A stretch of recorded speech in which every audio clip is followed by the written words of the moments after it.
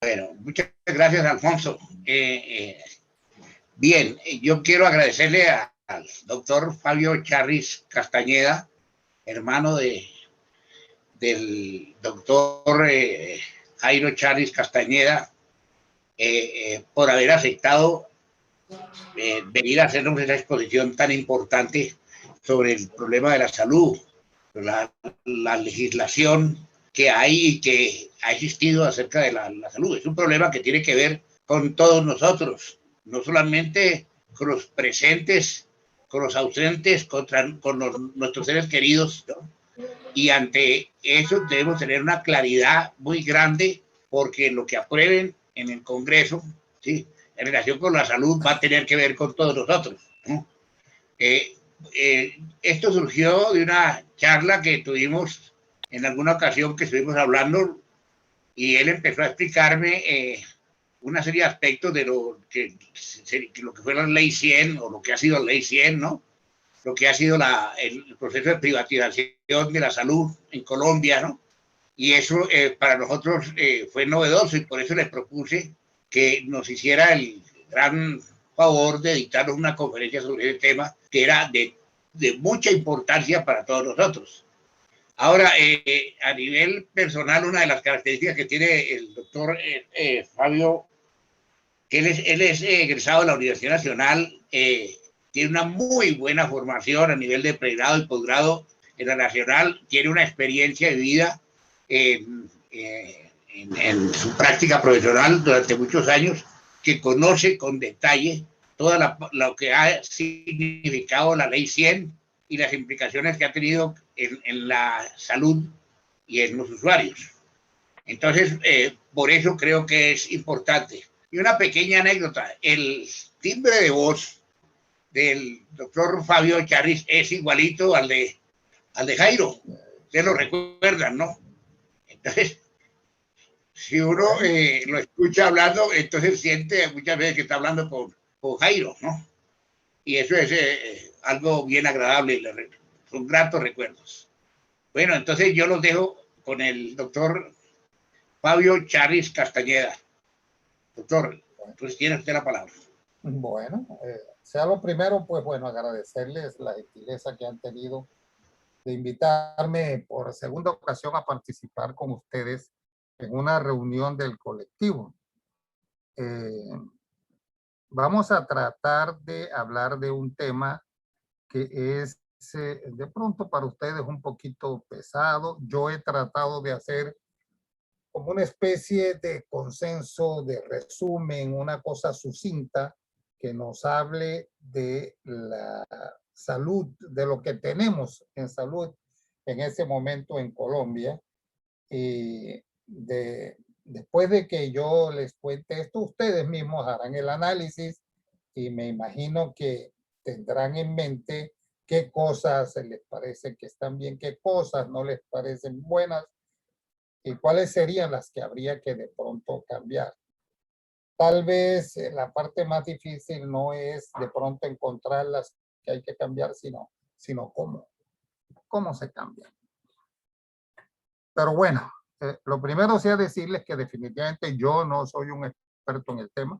Como ustedes saben, fui un cirujano general. Hace 15 años ya no ejerzo mi profesión. No fui un especialista en áreas administrativas, ni mucho menos un salubrista. Y como definitivamente el tema es un poquito denso y pesado, trataré de no abusar de su paciencia presentando aquí un articulado denso de la ley vigente o de la pretendida, del pretendido proyecto de reforma de la ley 010. Voy a recurrir a mi lejana experiencia como director médico de la Clínica del Seguro en Santa Marta, en donde pues bueno, tuve la oportunidad de tratar temas como estos, y también durante la experiencia similar en la Clínica El Prado, donde también fui director científico. No es mucho mérito ser director científico de una clínica de la cual uno es dueño, evidentemente. Pero bueno, esa fue otra experiencia. De cualquier manera, yo voy a aprovechar más que mi propia experiencia, la experiencia de la doctora Carolina Corcho, quien es una erudita en el tema. Ella es la vicepresidenta de la Federación Médica Colombiana y ha colgado ahí en YouTube unas conferencias que ustedes pueden ver y oír, son excelentes. Esa mujer sabe del tema. Dicho esto, yo creo que es menester hacer de pronto una pequeña introducción al tema para ponernos en contexto. Yo quería, como vamos a hablar de medicina, definir, pero yo sé que definir no es sencillo. Las definiciones siempre son incompletas o no son suficientemente compartidas. De cualquier manera, necesito hacer eso. Y diría que la medicina es el arte de aplicar conocimientos científicos múltiples y variados dirigidos a la prevención, curación y rehabilitación del enfermo. Por lo tanto, la salud no es solo ausencia de enfermedad, es más que eso, trasciende lo que la medicina hace, porque la medicina definitivamente pues procuraría solamente prevenir, curar y rehabilitar. Pero la salud es más que eso, es un estado de bienestar que en un ambiente amable nos permite probablemente obtener la realización tanto individual como del grupo social que está sometido a ese ambiente. Creo que hay que definir que la salud es un derecho y por lo tanto implica un deber, que la salud debe ser cuidada inicialmente por uno mismo y allí pues tenemos que entonces hablar de la medicina como cuidadora de la salud individual. La comunidad formada por grupos e individuos también que se cuidan unos a otros o ellos mismos, comienzan a conformar la medicina social y finalmente ese ambiente junto con ese grupo social conforman una comunidad que necesita que sea protegida por un ente superior y probablemente ese tiene que ser el Estado, sobre todo si se trata de una comunidad organizada. La medicina ha venido pasando desde la época de Hipócrates por etapas completamente distintas hasta llegar en el momento en el que se ha vuelto realmente algo bastante complejo, tanto en conocimientos como en elementos desarrollados para proteger, para cuidar la salud, pero por desgracia eso la ha hecho costosa y de difícil acceso. Quiero citar aquí a alguien supremamente importante para nosotros los médicos, que es el doctor Rudolf Virchow. Tal vez ustedes, por supuesto, lo conozcan. Al doctor Virchow, un eminente patólogo alemán del siglo XIX. Lo recordamos profundamente los médicos en nuestros años de pregrado, durante nuestro entrenamiento en anatomía patológica, en citopatología, en histopatología. Y lo traigo a colación porque cuando traté de definir medicina individual, medicina social y medicina estatal como salud pública, la primera persona que utiliza la expresión la medicina es una ciencia social es precisamente Virchow. Pero él trae otra importante idea allí, y es que él dice, la medicina es una ciencia social, pero la política es medicina a gran escala. Entonces, ¿de dónde proviene esto? Virchow, en el año de 1847, a propósito de una solicitud del gobierno prusiano, él, sobre el manejo de una epidemia de tifo rural, reconoce en el trabajo que él desarrolla la influencia que tuvo sobre él Friedrich Engels. Friedrich Engels publica en el año de 1845, poco antes de que participara con Marx en el manifiesto comunista, sobre una epidemia que él siguiéndole la pista a epidemias o a enfermedades en general, como la tuberculosis, como el tifo exantemático, como la fiebre tifoidea, reconoció en la clase social trabajadora inglesa una gran influencia de la forma como vivían. Y él consideró que era un facilitador de las enfermedades en estos trabajadores de sus condiciones de vida, la disposición inadecuada de las excretas, el que no tuviesen agua potable, el que la disposición de los desechos y las basuras fuera completamente inconveniente. Y Birkhoff, basándose en eso, en su trabajo, encontró que había una forma de intervenir y propuso una serie de profundos cambios económicos, políticos y sociales, y a eso lo denominó medicina social. Esas recomendaciones, por supuesto, incluían incremento del empleo, salario digno, conformación de cooperativas agrícolas de producción y consumo y una progresista estructura tributaria. Lo más llamativo era que precisamente estas cosas que ocurrían precisamente en el momento en el que se estaba produciendo la industrialización del capital. Birkhoff, a propósito de esto y estas recomendaciones que poco tenían que ver realmente con cosas médicas, hizo caer en cuenta de que precisamente esas soluciones de tipo médico no eran suficientes.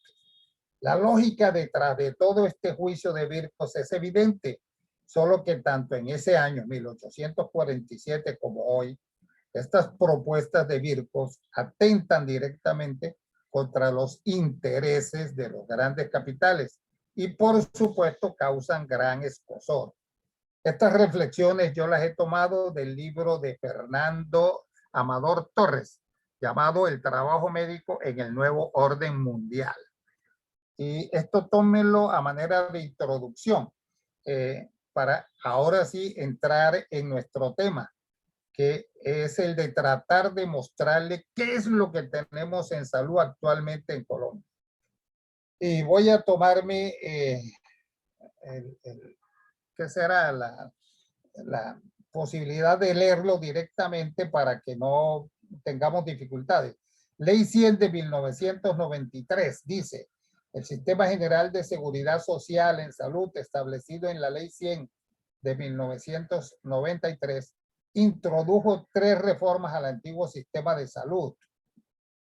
El primero, la participación del sector privado en la prestación de servicios de salud a los trabajadores colombianos. Existía, por supuesto, el Instituto de los Seguros Sociales y continúa existiendo paralelamente. Lo segundo fue la creación de solidaridad y garantía para asegurar un nuevo sector subsidiado en Colombia. Y tercero, la posibilidad para todos los trabajadores de elegir la entidad promotora de salud. La prestación de estos servicios médicos se estableció a través de 2 regímenes: el régimen contributivo y el régimen subsidiado. Al primero pertenecen las personas que producen y tienen capacidad de contribuir. Allí están los trabajadores cuyos empleadores tienen la obligación de cotizar, los pensionados y los trabajadores independientes. Para quienes no tienen capacidad económica, el Estado paga a través del SISBEN, sistema de beneficios, ¿no? Estos 2 regímenes tienen el mismo plan de beneficios que ofrece el POS, o sea, el plan obligatorio de salud. Las EPS, entidades promotoras de salud, reciben el dinero del Estado y coordinan la prestación de los servicios que las IPS, instituciones prestadoras de salud, ejecutan. Además, se crean planes complementarios de salud y medicina prepagada. Aquí comienzan a tratar de meternos restricciones y es cuando las cosas comienzan a complicarse un poco. En vista de que el sistema de salud se basa en planes de beneficio de salud, donde existen listas que limitan la prestación de los servicios, o la entrega de medicamentos, hay algunos que se encuentran por fuera y obligan a obtener un contrato de medicina prepagada o un plan complementario al que ya uno tiene como su régimen contributivo. La negación de estos servicios comenzó a crear conflictos y comenzaron a aparecer las tutelas. Otros elementos importantes dentro de este sistema de prestación de servicios médicos eran los comités técnicos científicos. Otra cosa bastante discutible. Pacientes con patologías de alto costo son sometidos al escrutinio de los comités técnicos científicos para priorizar o posponer los procedimientos médicos y quirúrgicos y para programar exámenes. La aprobación justificada de medicamentos en las formulaciones. Estos medicamentos para ser entregados requerían de la firma de una factura por parte del paciente para que las EPS pudieran hacer el respectivo recobro ante el FOSIGA. Era evidente que aquí definitivamente comenzaban a haber una serie de problemas gravísimos. En la consulta de uno, el paciente regresaba con la fórmula y decía, doctor, yo no recibí este medicamento porque me presentaron una fórmula, una factura en la cual este medicamento que yo sé cuánto vale me lo están haciendo firmar por una cifra supremamente alta. Había gente que por supuesto aceptaba eso y bueno, todo lo que resulta de este tipo de cosas. Estos comités además nos ponían a nosotros en una situación supremamente incómoda. Como directivos teníamos que participar prácticamente en todos, reunirnos con los médicos que tenían que hacer los procedimientos y no había forma de que uno pudiera eludir el problema ético, el problema moral de presionado por la EPS posponer un procedimiento al que tenía plenamente derecho y que estaba plenamente indicado o hacer una formulación que no fuera la ideal. Esto definitivamente creó mucho malestar y aparentemente el gobierno oyó esto y estos comités fueron eliminados por la gran controversia, ¿no? Pero fueron reemplazados por una concepción más presuntuosa todavía de medicina basada en la evidencia. Medicina basada en la evidencia significa que de pronto los aspectos puramente clínicos no son suficientes como para hacer una formulación. Un ejemplo trivial, sencillo. Un proceso infeccioso de la piel que pudiera ser por estafilococos o por estreptococos, gérmenes completamente distintos que ameritan un tratamiento u otro, si no eran precedidos o justificados esos medicamentos por frotis, por cultivos, por antibiogramas, comenzaban a tener dificultades para que el paciente recibiera su tratamiento. Estas cosas definitivamente antiéticas a mí me parecían realmente inmorales, pero presuntuoso. Medicina basada en la evidencia. Yo escribí en alguna ocasión, cuando era precisamente director científico de la clínica, teníamos un pequeño pasquín, le llamo yo, con pretensiones también de tipo científico, que llamábamos Perspectiva Médica y publicábamos periódicamente. Y yo decía a propósito de eso, si bien es cierto que en el desarrollo de la educación médica, el enfoque propio como cada escuela enfrenta el arte de concebir y resolver problemas, se ha venido dando paso a una conceptualización más universal y por lo tanto más homogénea, que debe traducirse en un lenguaje común para lograr un comportamiento unificado, que sería más o menos el fundamento de la medicina basada en evidencia. Pero no es menos cierto que dista mucho el mundo de ser homogéneo. Cada lugar presenta sus particulares y ustedes pueden entender eso perfectamente. Y evidentemente, por ejemplo, en Aracataca no se puede hacer la misma medicina que se puede hacer en Bogotá. y eso no excluye que el paciente reciba un tratamiento. De cualquier manera, estas dificultades comenzamos a vivirlas y las estuvimos viviendo durante mucho tiempo. Quiero continuar todavía con algunos de los elementos que supuestamente hacían parte de este sistema. Promoción y prevención, dirigidos a promocionar hábitos saludables en la comunidad asegurada y por lo tanto no era trascendente sobre el afiliado o su familia y no suplía de ninguna manera los programas de salud pública del Estado. Si recordamos a Virchow, evidentemente eso no estaba sucediendo. En estas concepciones de medicina, esto había desaparecido por completo. Las EPS no tienen incidencia en el manejo de la salud pública general, lo que se ha puesto en evidencia con el catastrófico manejo que en este momento hacemos de la pandemia. Nosotros perdimos en Colombia la capacidad de producir vacunas, como charlábamos hace un rato, en la cual fuimos hasta líderes en Latinoamérica y hemos relajado la evidencia, la vigilancia epidemiológica. Aquí vienen unos detalles que yo creo que son sumamente interesantes y que les van a llamar mucho la atención. La consagración de la salud como un derecho fundamental en el año 2000 por la ONU durante una reunión del Comité Cultural, Económico y Social.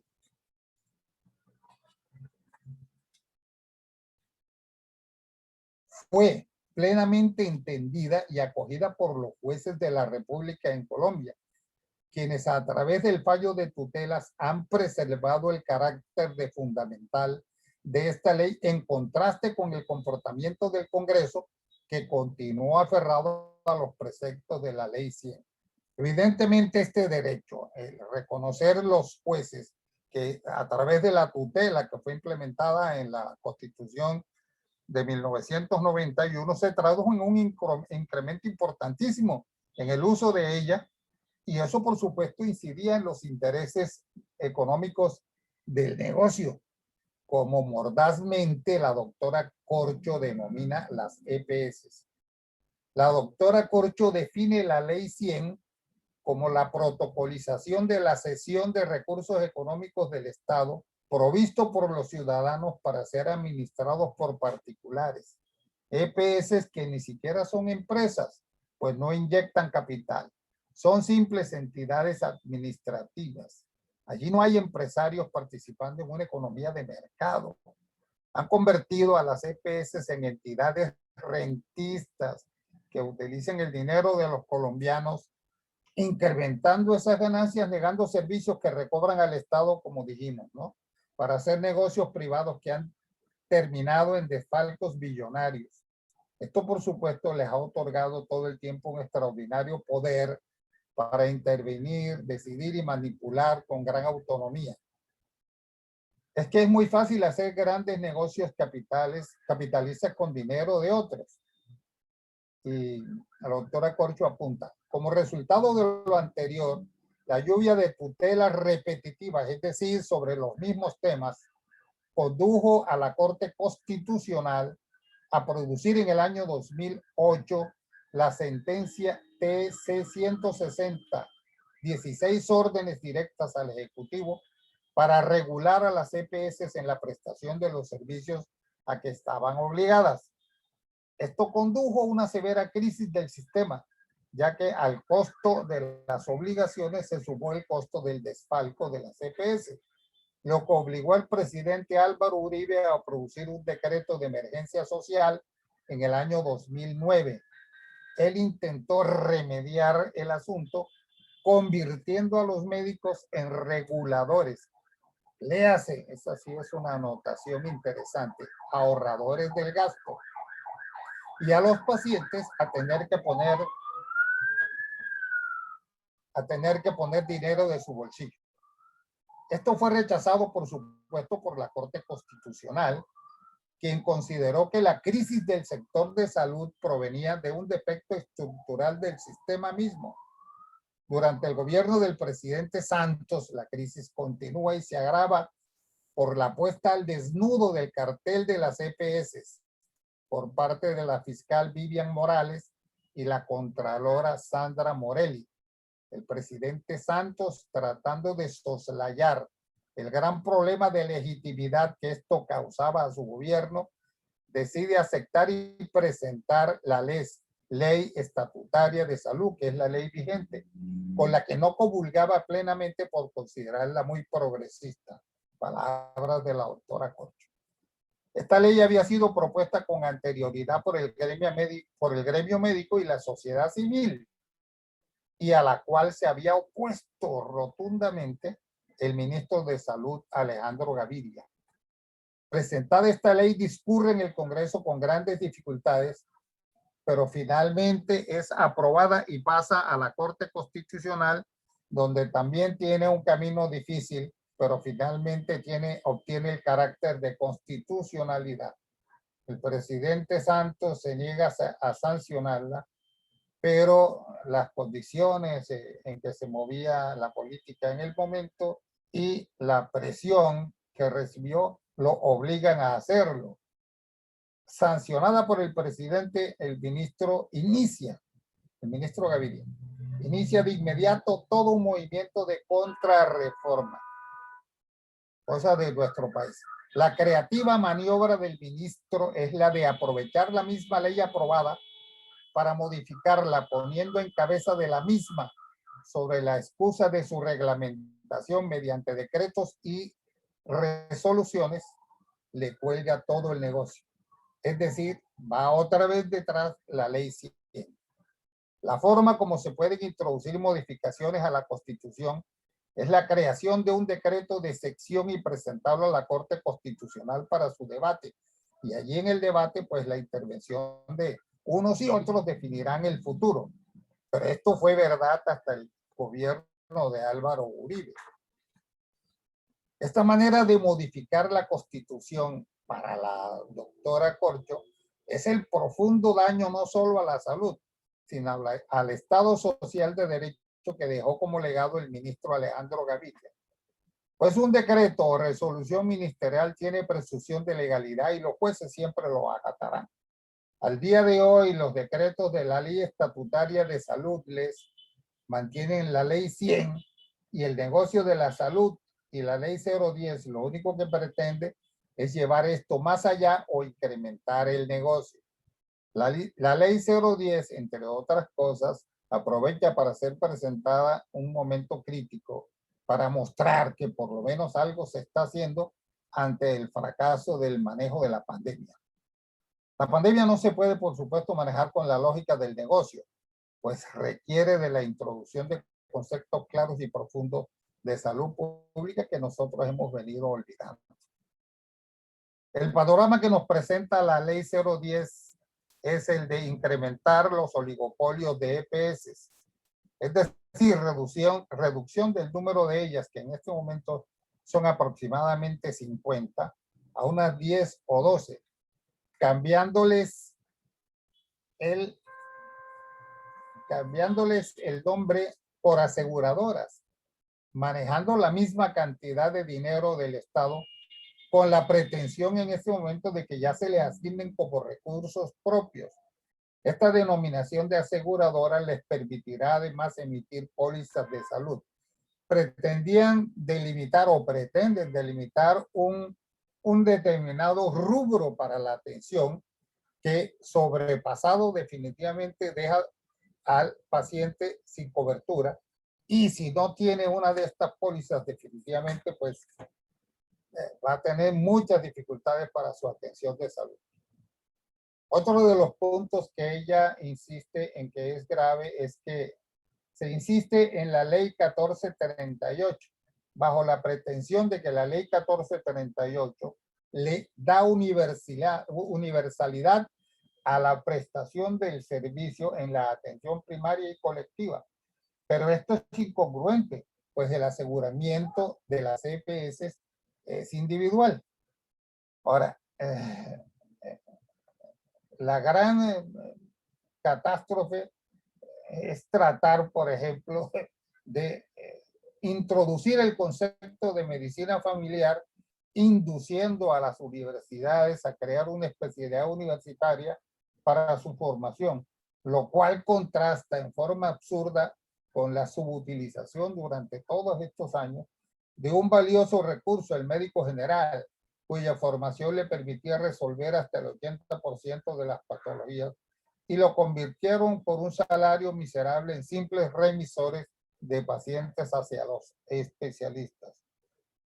Asegurar el cumplimiento por parte del paciente de su autocuidado bajo la amenaza de multas o sanciones si incumple el tratamiento.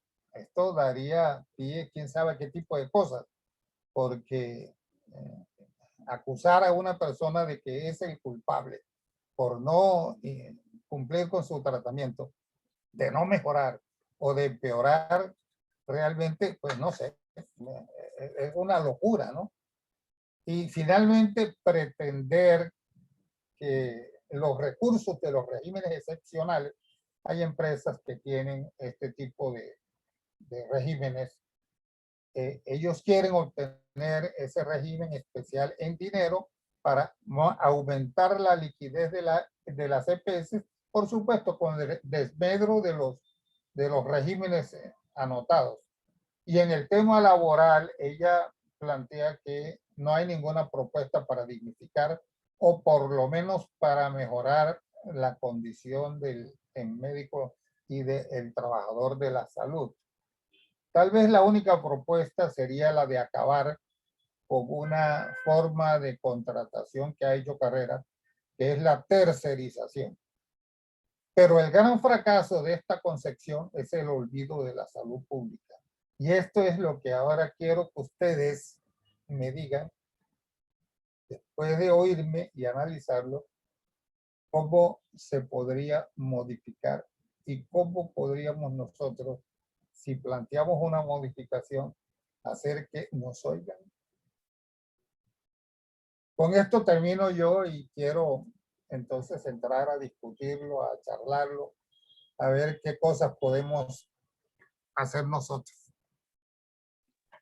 Muchas gracias, doctor Charris. Por favor, levanten la mano quienes quieran hacer uso de la palabra.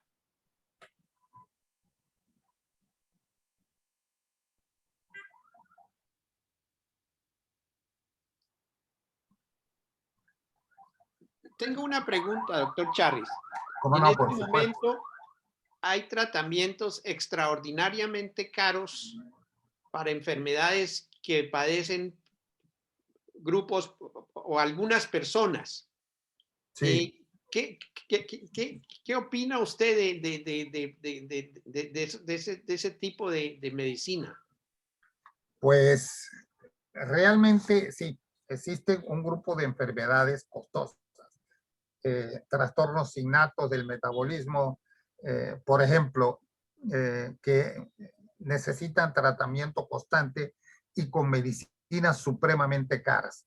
Existen también, por supuesto, enfermedades degenerativas que implican tratamientos supremamente costosos.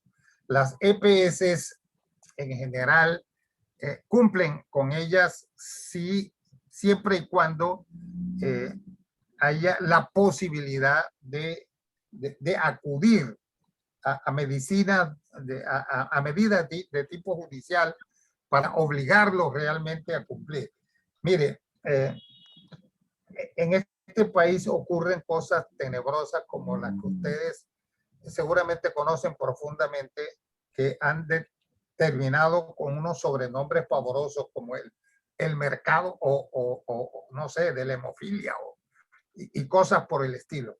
O sea, dineros específicamente destinados a manejos de este tipo de cosas son utilizados por políticos para hacer cualquier vagabundería, para utilizarlos en otras cosas. Y nos encontramos realmente los médicos maniatados para hacer que estas cosas realmente se distribuyan o vayan a los sitios en los cuales conviene. De cualquier manera, en teoría, las EPS deberían responder por estas medicinas de alto costo, ¿no?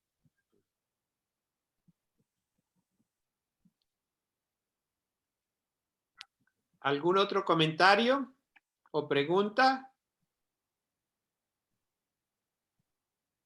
Yo tenía que hacer una pregunta. Hay cierto tipo de tratamientos largos o que implican operaciones costosas. Y ese tipo de operaciones, digamos, a los pacientes les toca pagar un porcentaje. Esos porcentajes, quién los fija? Bueno, sí, hay unos copagos y Por ejemplo, estos copagos, la verdad es que definitivamente obedecen en teoría a comités que definen hasta dónde se puede definitivamente dedicar el presupuesto al cubrimiento de la... Y estos copagos son definidos por ese tipo de comités. Estos comités son, por supuesto, supremamente impopulares dentro del gremio médico, pero existen y no hay manera con los regímenes actuales de evitar, porque están concebidos dentro de la ley. Y es una de las cosas que definitivamente tenemos que modificar, sin duda. Por desgracia, sí, la ley, cuando una ley adquiere el carácter de fundamental, y en este caso la salud, es un derecho fundamental. No hay manera de que definitivamente el Estado eluda esa obligación. Y es a eso a lo que nosotros realmente deberíamos apuntarle. Y es eso precisamente lo que uno no encuentra aparentemente en el proyecto 010 de reforma de la ley estatutaria de salud en Colombia. Creo yo que en ese sentido nosotros tenemos la obligación de trabajar. Ahora, ¿cómo hacemos eso? No sé, la verdad es que tendríamos que intervenir más en política, ¿no? Seguirle la idea a Birkhoff, porque deberíamos, la política, realmente convertirla en lo que él pretendía que fuese, ¿no? Medicina a gran escala. Y esto no ha sido así porque, miren, ni siquiera los Estados Unidos tienen, como hablábamos con el doctor Alfonso Castro, una medicina científica supremamente muy elevada, muy respetable, pero su sistema tampoco es el ideal. Eh, no sé realmente cuál sería la forma ideal de prestar este tipo de servicio a la gente, porque después de definido esto como un derecho fundamental, no hay manera de que nosotros no lo hagamos. Tenemos que hacerlo, tenemos que buscar la manera. Y en este momento no existe una manera que, que haga que esto suceda.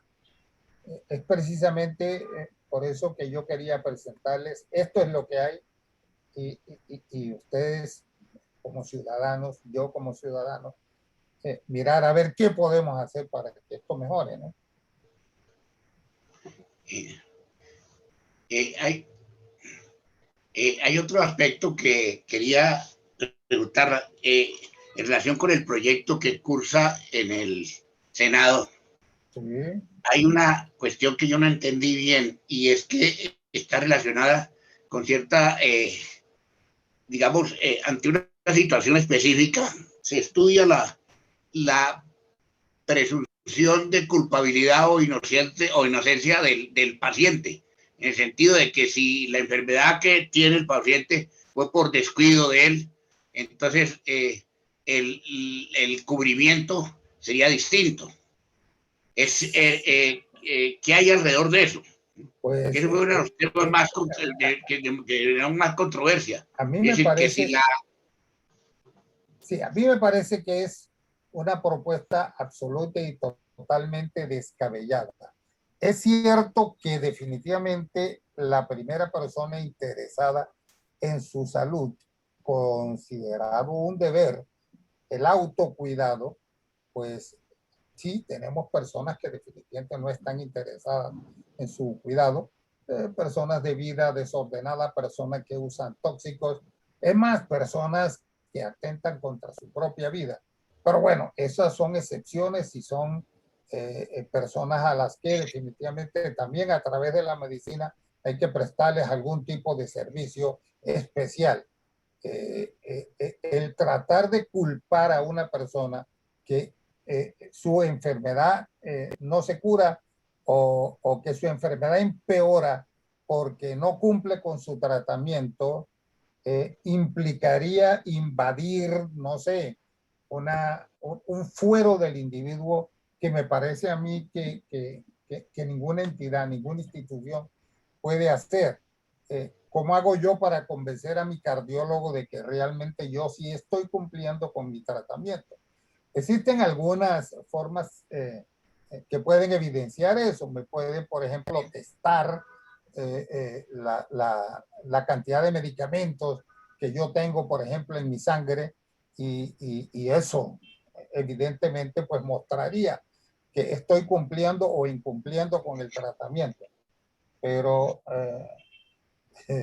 no sé, culpar al individuo por eso o ponerle una multa por eso o retirarle el servicio por eso, no sé, eso habría que preguntárselo de pronto a un jurista porque a mí me parece que tiene que ver mucho más con eso que con un comportamiento médico. A mí me parece que no tiene ni pies ni cabeza que una ley de estas pueda aprobar un artículo de esa magnitud. Es absurdo.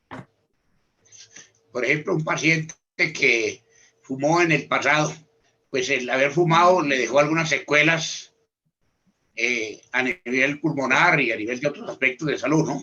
Sí. Y entonces le podrían pasar cuenta de cobro a ese paciente, ¿no? Por alguna enfermedad pulmonar que tenga en el futuro. Decirle, usted no se cuidó, usted es responsable de su propia situación, claro. por lo tanto, si hay que hacerle tal operación, la EPS no puede cubrir el 85% del costo de la operación, sino le cobre el 15%, ¿no? Eso es lo grave de ese tipo de medidas, ¿no? Es una visión subjetiva de las causas de la enfermedad. Eso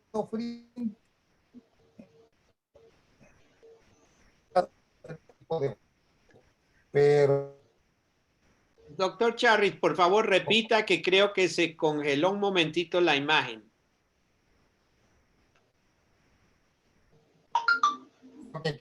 uno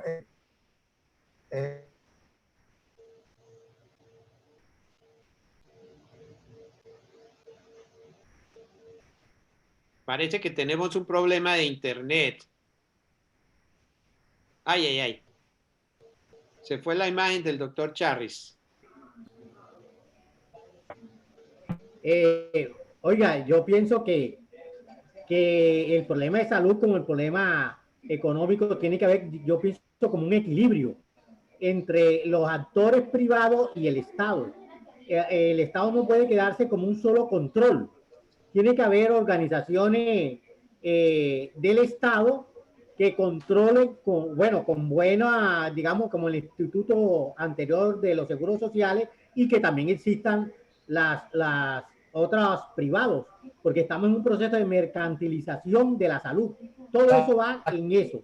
Entonces necesitamos que un equilibrio, como equilibrio financiero. Nosotros tenemos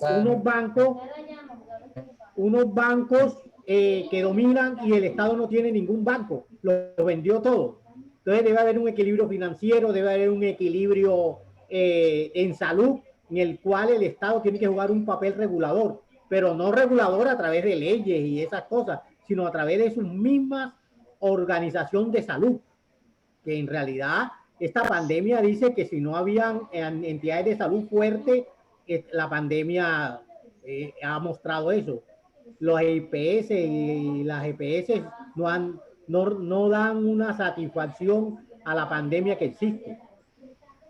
Y otra cosa sería, por ejemplo, nosotros, Colombia fue en 1808, se hicieron las primeras vacunas aquí con Mutis y Antonio Nariño. Nariño estaba en la cárcel y se hicieron las vacunas con una epidemia que se presentó en Santa Fe de Bogotá.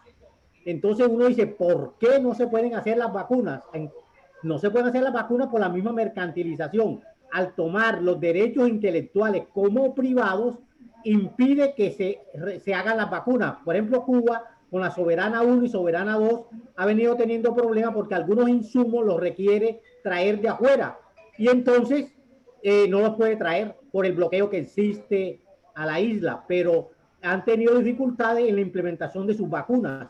Más avanzado que hay en Latinoamérica en vacunas, los cubanos. Nosotros que tenemos un personal médico bueno, ¿por qué? Es la pregunta que se hacía alguien, ¿por qué no tenemos intentos de vacunas? Si las primeras vacunas se hicieron 250 años atrás con Pasteur. Bueno, ahí mi comentario. Sí. Muy interesante, Rafa.